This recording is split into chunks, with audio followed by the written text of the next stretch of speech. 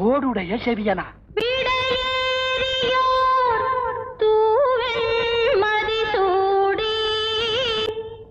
தூவெண் மதிசூடி. அப்படி என்றால் சிவபெருமான் அல்லவா?